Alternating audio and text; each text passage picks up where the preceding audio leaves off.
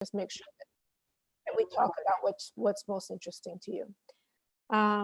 Okay, so the question that I've chosen is about how did I kind of get to being an economist.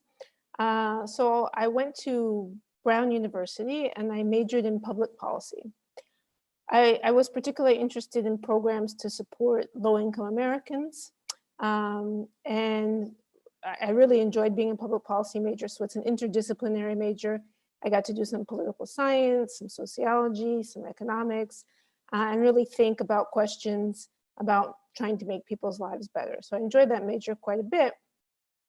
And when I got to my senior year, I planned to go abroad and teach English the next year, and then come back, and I really wanted to do a PhD program in public policy. So my idea was that I would have a career where I was sometimes working in academia and sometimes working in the government. So moving back and forth. And I said this to my advisor, my thesis advisor, who was a political scientist. I asked him, could he please write a recommendation for me and leave it on file so that he would remember when I got back. And he told me no. So there you go. So he told me no, that it didn't make sense to get a PhD in public policy. If I had a degree in a discipline, economics, sociology, political science, I could work in that disciplinary department at a university, or I could work at a public policy school. And of course, I could also work in government. With a public policy degree, I could work in a public policy school, but I couldn't work, say, in an economics department. And I could still, though, work in government. And so his point was, why shut down your options when you're just getting started? You know, we like the idea of thinking interdisciplinary is really great, and we should have respect for all disciplines. But one way that might look is an expert in economics collaborating with an expert in political sciences, rather than one person kind of knowing a little bit about both. So that was his take on it. And it was already my last semester of college, and I didn't really have enough background to do any of these things at the PhD level. And I had to go away and come back in a couple of days and tell him what it was I wanted to do. At least he had asked me to do that. And so I went away and I came back, and I think I said he was a political scientist. And I came back and I said, I'm going to do economics. And of course, he was not happy with that choice and said, well, why are you going to do economics? And I said, well, I believe that economists are the most listened to at the policy table. And he said, yeah, that's a good reason. And so from there on, you know, he wrote the recommendation, and we were good. So I'm somebody who, people come to economics in many ways. Some come because of the love of math and the elegance of the economics itself. I'm not one of these people. I come thinking about it as a tool to answer questions that I'm interested in. So that's my background, how I got here. What do you ladies want to talk about tonight? And I think maybe you're not all identify as female, or am I wrong about that? I don't know. Yeah, I think we have an assortment tonight. We have an assortment. Okay, well, welcome everyone.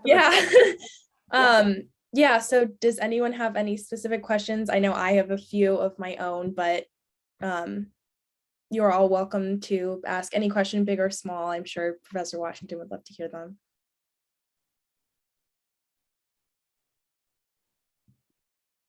Or we can give you a few minutes to think on them. And Bella and I. Yeah, why don't you guys go ahead and maybe show them how it's done? Yeah, of course. So one of the things that's most interesting to me about economics is sort of the many ways you can use it for so many different careers. So I was just wondering specifically, what were maybe your top 3 sort of careers that you wanted to do before or even after economics? Like, have you ever thought about changing your path afterwards or getting more involved in academia versus any other ways like in economics, or are there any sort of branches that are more appealing to you of the career than maybe academia, or if you wouldn't mind talking a little bit about that? Oh, yes, there are lots. It is a pretty flexible degree, and there's academia, and probably a lot of people who come talk to you are from academia. And then there are many different roles in government. You know, you could work at the Fed, you could have a job that looked a lot like an academic job half the time, where half the time you're doing your own research, and then half the time you're writing reports that the government needs to report, you know, every month or every week or what have you. So a job like that could be quite interesting, and they have that in many different government offices. You could work at, you know, a regional Fed, you could work at the Board of Governors, you could work at the Treasury. I have a co-author who works at the Treasury, who had a job like that. Part of the time the work was prescribed and things that the government needed done, but part of the time he could do his own research, and that's how we were writing a paper together. And the neat thing about that is with these jobs, each job comes with some proprietary data. So in the case of the Treasury, it's the access to the tax data that's really exciting. Another thing that seems appealing to me, before I went to graduate school, I worked at a place called MDRC, Manpower Demonstration Research Corporation, and that's a think tank. Think tanks are also great places for economists, where they're doing their own kind of research there. This was back in the 90s. And right before I started, their big bread and butter was doing welfare demonstrations. So back before the welfare reform of 1996, states were under a national program, that AFDC, okay? And so if a state wanted to make a change to its state level program, it actually needed permission from the federal government. So not like now where it's just a funding stream and states can do a lot of what they want. And so one of the ways you could get permission to do your own thing was by showing that it's actually going to help people. And so what MDRC did was run these demonstration projects. Okay, so you say you want to add a component that has this kind of education program. Well, we do a randomized trial and figure out how that would help. You want to run a program that actually cuts people's benefits because you think that's going to help in some other kind of way. We run a program, we run an experiment, and we see, does that actually happen? What happens? And then they could take the results to the government. Now, once welfare reform passed, the states didn't need that, and MDRC needed to find other types of research to do, and they did. They moved into doing some more qualitative things and more exploratory things and other things for government. They've always done education research, done some health research, and all of their research is geared specifically to go back to a government actor like a state, or to inform policy. So that's an exciting place. And so there's MDRC, there's RAND with branches in California and in DC, where there's this kind of job. That RAND also does some defense. So there's think tanks. Another place that economists work could be, that I've considered, is foundation work. Foundation work in terms of, you know, giving grants to people to do research, to start programs that help folks. That seems like very exciting work to me. And finally, another place that economists are really working now are in the private sector, and not just because the company actually, you know, needs an economist for exactly what they're doing, but economists are brought into places like Uber, and you know, they have these massive, or Google, they have these massive amounts of data, and yeah, they may do things for the company, but also the company wants to know kind of what can be done with the data, and you know, what they can kind of help produce for the world. So yes, many different options of what you can do with economics, a very flexible degree. Thank you so much. That's very interesting. Katie, you can unmute. Or All right, thank you. So what's a recent public policy project that you've partaked in or researched that's been challenging? Oh, I would say that pretty much all the research has been challenging, but okay, I can think of a challenge. A paper I wrote not too long ago was looking at the impact of the Voting Rights Act on Black communities in the South back, starting in 65. And we found that the passage of the Voting Rights Act led states to give much more government money to these Black communities, right? So in other words, having the right to vote actually meant more resources coming to community. And so I was very interested to be able to work on that project and be able to document that. But of course, you may know that shortly after that, a lot of the Voting Rights Act was gutted, and despite the fact that after our paper, there were other papers showing some of the effects of putting it into place or taking it away. It had we are still in the situation that we are now with regard to voting rights. So one thing I guess to keep in mind is when you're talking about the policy world, you may be very excited and have some great evidence, but doesn't mean that the political situation is at a moment where you're actually going to be listened to, and that's tough.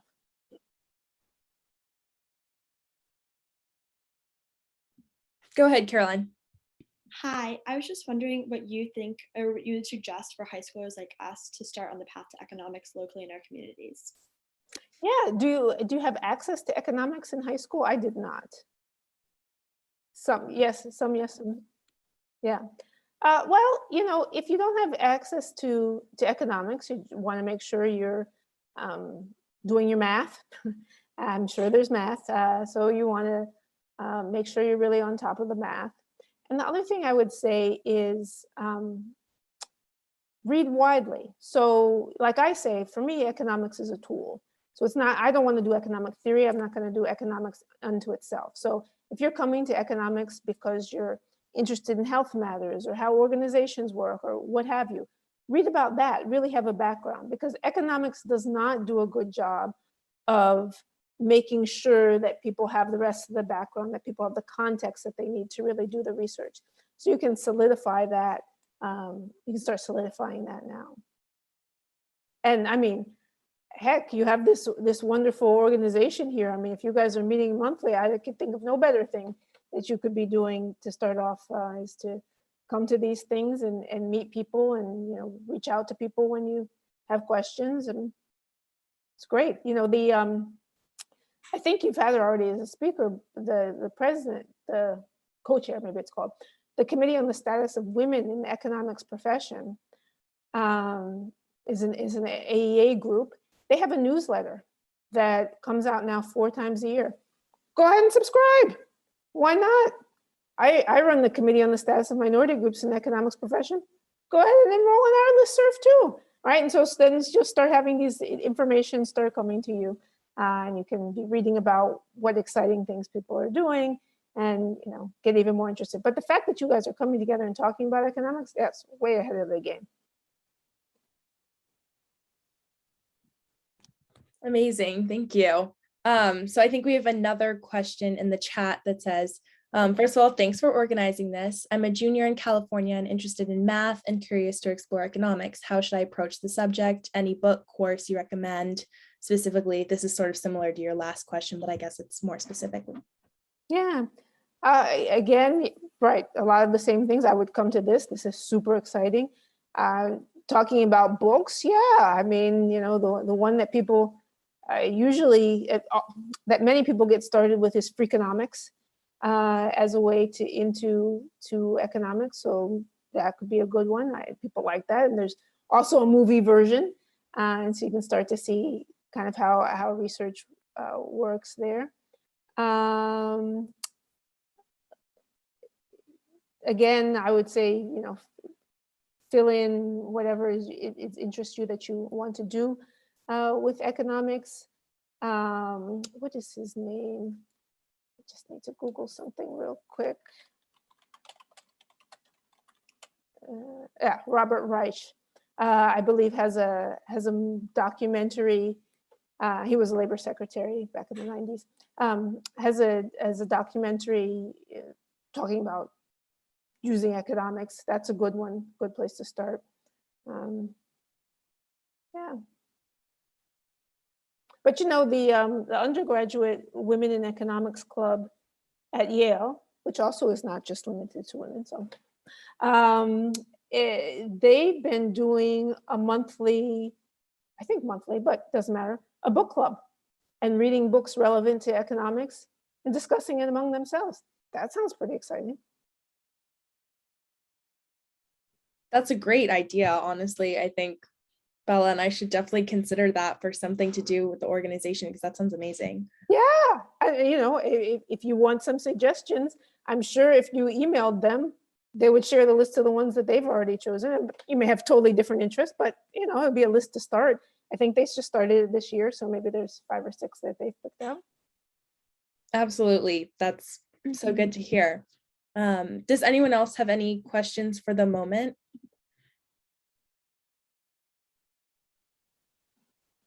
Oh, wait a second. There's a question that came to me privately. I won't say the name, and let me just read it. How could someone decide whether they would want to pursue a career in economics? What traits or interests do you think a good economist requires? Well, you know, people are going to say about the math, and yes, you certainly need to have a handle on math. But what you really need to have is the curiosity, the excitement about exploring questions, ideas of what you would like to research.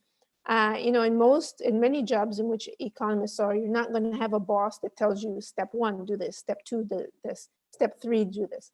So you want to be a self-motivated person who's just very curious about the world, wondering why, how is this, I'm interested in this, you know, willing to, it's a lot of work by yourself, crunching data and figuring things out, but there are some collaborative moments that are a lot of fun too.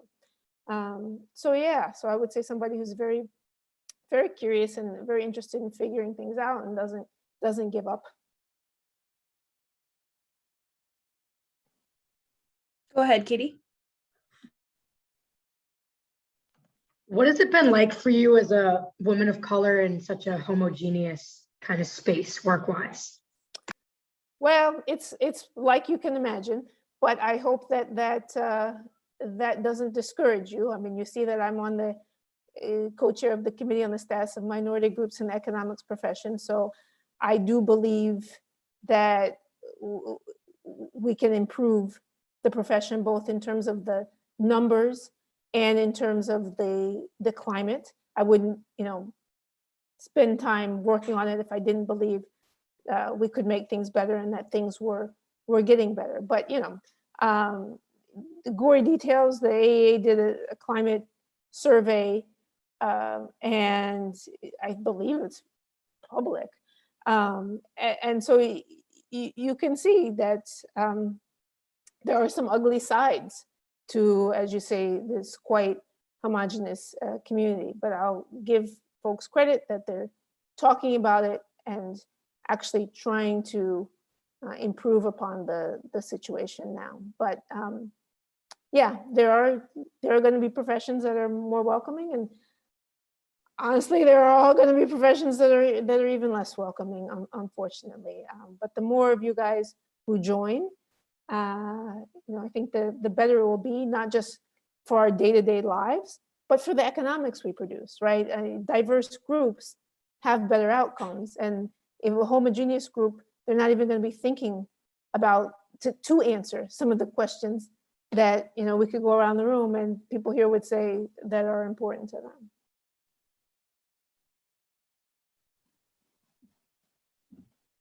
Thank you so much. I have a question of my own if no one else wants to go. But I was just wondering, sort of, are there any experiences that you've had related to either being a woman of color or just being a woman in general that you feel have really impacted your sort of career or decisions, any major decisions in your career, or that you feel have sort of made a big impact on you in the field of economics? Anything good or bad that you've experienced related to that comes to mind? Well, I guess the first thing is, one thing about economics is, you know, you go to a conference and for once there's not a long line in the women's room. So that's different. So, you know, I take the good with the bad. And I can remember one time actually talking about another woman wanted to get in touch with someone, and she was actually asking me about this in the restroom, and we thought, oh, this is great. We can have our kind of secret club. But no, seriously, I think part of the experience I have does motivate some of the questions I want to ask. How do marginalized groups, how are they able to make change? And so one of the things that I'm interested in is, how does relating to each other, how does that shift our preferences, our thoughts? So one of my papers early on showed that when a congressman has daughters, okay, when a larger fraction of his children are daughters, the larger the fraction of his children that are daughters, the more liberally that he votes on particularly women's rights, but in general across the liberal things, right? So the importance of interacting with different kinds of people for affecting your worldview. Now you could say, well, that sounds great, and that makes me feel optimistic for women's rights, and that makes me optimistic for gay rights, because people are going to have people in the family who are different than they are. But that's going to make me depressed when I talk about minority rights, because that's not happening as much. Well, many different strategies. But I think, all of my going to school career and working in a school, I've been, not in the majority. And so I'm sure that influences the questions that I'm most interested in, and that I pursue. So a question I had, it's kind of general, but what have been some of your least favorite or most favorite moments during your career overall? Or to be more specific, like your most favorite or least favorite research that you have done? Oh, that's interesting. So I would say the most favorite research is probably the one about the Voting Rights Act that I was talking, and I've done some other work on the Voting Rights Act. Least favorite research, that's really interesting. Oh, okay, yes. So I did work, I think part of what makes research pleasurable or not pleasurable is co-authors, just like any kind of group work.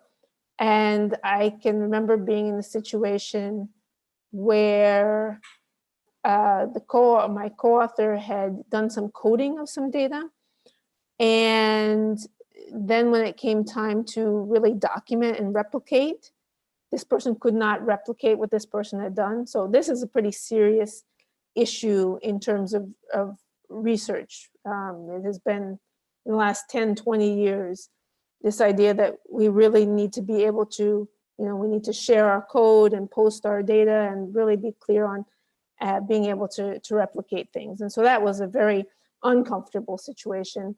And so we had to abandon the project.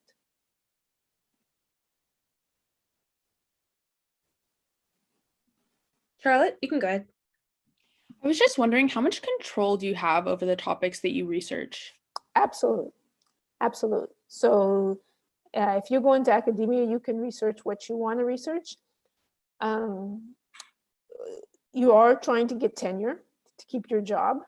And so you'll get feedback from your senior colleagues. So I had a review, I think 5th year review, and they said, we're more interested in your work on political economy than we are interested in your work on poverty, right? So they gave me that feedback. And so if I'm interested in playing to them to make it more likely that I'll get tenure and get to keep my job there, then I can take that feedback.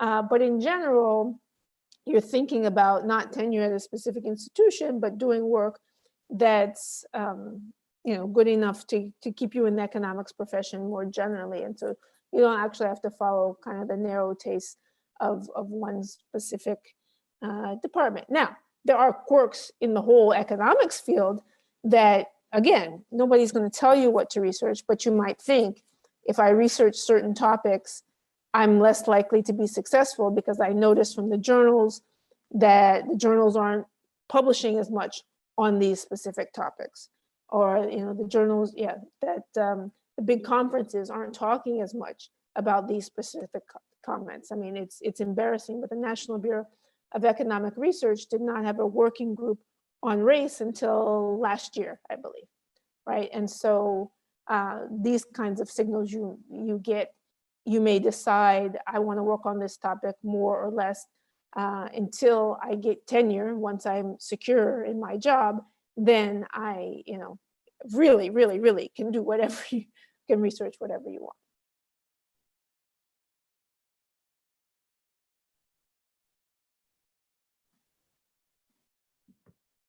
Does anyone else have anything they want to ask? I know we're pretty much at time, but if there's any last questions anyone is aching to get out, you should definitely go ahead now.